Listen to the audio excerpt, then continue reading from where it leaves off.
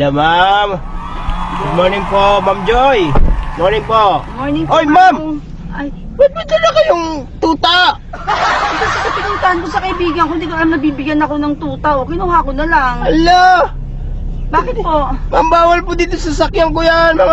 May mga pet. Hindi, malitang naman to. Oh. Kaya nga yakap-yakap ko na lang eh. Hindi po mamisipon po kasi ako meron akong naramdaman. Tsaka dapat ang binok nyo yung with pet. Hindi ko na nga binukulong kasi nga maliit lang naman to, kuya. Tignan mo naman, oh. Kahit po maliit yan Malapit eh. lang naman tayo, di ba? Yung balahibo niya mag-iikutan dito. Hindi, bagong paligo to. Masisira bago binigay pa. sa akin eh. Masisira ka pa yung aircon ko. Papasok mga Binigyan kasi niya, ako ng ma'am. tuta lang ang tanggihan ko pa, di ba? Kaya hindi na ako nag-book ng with pet. Kasi ito lang naman, di masyabala, oh. Naku, patay tayo. Dapat eh. Ibenta ko na lang sa'yo to. Gusto mo? Nagnunot po kayo. Ibenta ko na lang sa'yo to. Ha? Mura lang naman. Magkano to, ba eh. yan? 1.5. 1.5. 1.5. Gcash. Sige po. Ha? Gcash. 1.5 to, ha? Ipo, ma'am, ha? Oh, kaya hindi na ako nag-note, oh, di ba? Cute naman to. yun. Salamat. Ay, Christy. Bye-bye. Sige na, babay na sa amo mo, ha?